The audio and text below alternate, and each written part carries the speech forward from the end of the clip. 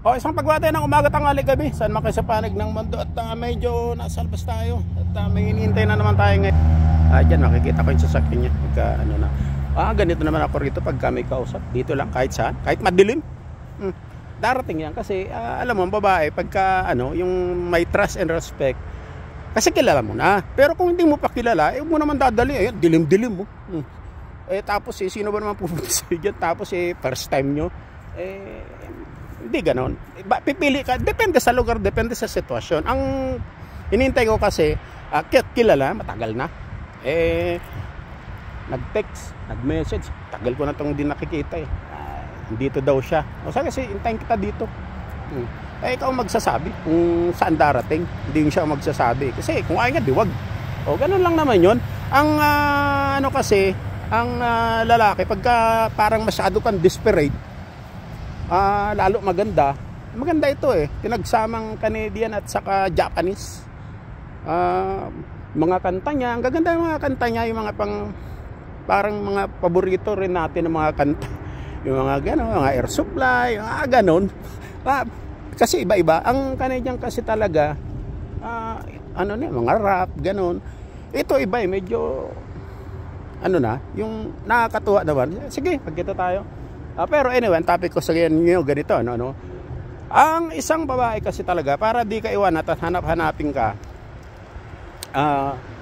kahit gaano katagal, di ka makakalimutan. Ang babae, napaka-importante sa kanya yung intimacy. Ano ba yung intimacy? Ang intimacy, ito yung parang emotional bonding. Hindi love. Kasi ang love kasi, nawawala. Meron dyan, love na love mo siya, pero dahil na ipoprovide mo yung needs niya, ganito, kailangan kanya, di ba yung mga LDR, mahal mo kasi nagpapadala ka ng halimbawa ko lang o LDR, nagpo-provide ka ng kailangan niya, love ka niya. Pero yung intimacy, ito yung emotional connection, ito yung emotional bonding. Ang babae, kahit anong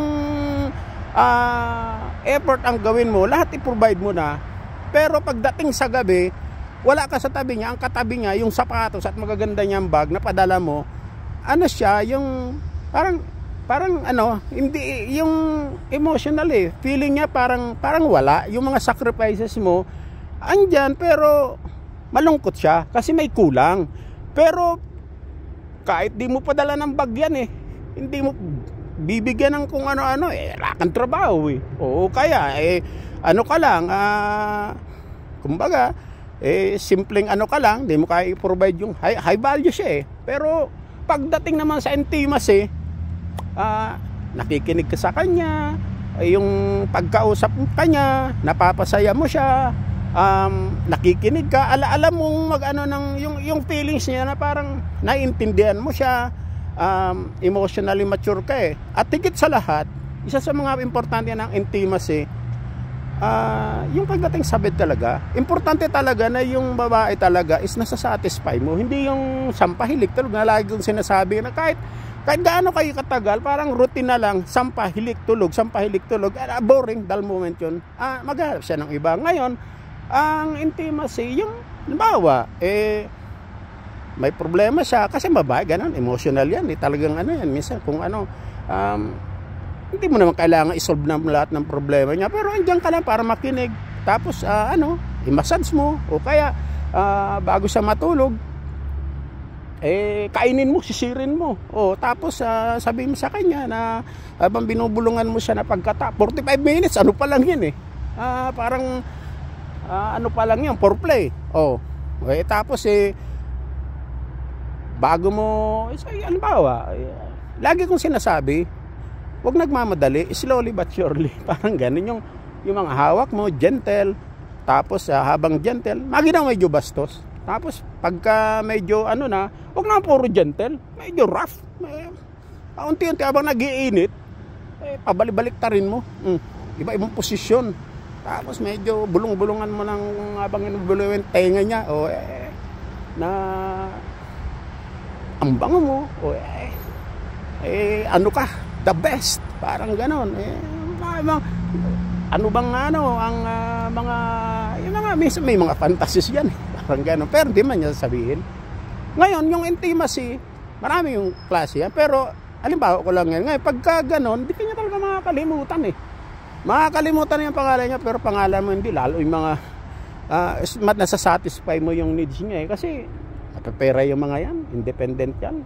Eh, hindi nga yan naglalaba eh. Kaya nga ayaw mo eh. Dahil, wala, hindi, ayaw niya ang pagkain mo. Ayaw niya ang, magkaiba kayo ng kultura. Hindi mo siya nakikita sa future. Eh, pero maganda lang. Eh, kahit walang makeup eh, tisa yan. Ang gaganda niyan eh. Eh, talagang mapapawaw ka. So, intimacy, napaka-importante siya para di ka iwanan. Ngayon, kung mag-experience, talagang kailangan talaga sumubok ka. Hindi yung walang experience kasi hindi mo siya makukuha sa panonood ng mga porn, pagbabasa. Talagang magpa-practice ka talaga. Kasi pag hindi ka nag-practice, yung mga pagpapanggap mo, alam mo ng babae yon 3 to 5 seconds, alam na niya, wala to, panggap to. Wala na, hindi mo na makikita. Gugusting ka na, di ka nakakausapin kasi panggap ka. Ang babae kasi talaga malakas ang pang-amoy niyan eh. Pero ang bottom line, tandaan mo, yung babae, kailangan irerespeto ka. Para irespeto ka, ipakita mo sa kanya na caring ka. Pag sinabi mo, gagawin mo, hindi ka sinungaling. At higit sa lahat, yung intimacy. Intimacy, kung paano mo siya mapapasaya. O, yung bed performance mo, galingan mo para di ka iwan. Pagka mahina ka, love na love mo, mahina, wala. 3 seconds, tapos ka na, ay wala rin. So, yun lang naman. Kaya, yan, kanto yun. Dito na chill-chill, hinihintay ko. Para alam ko, ayan mga forma natin. Dumating na siya. O, diba?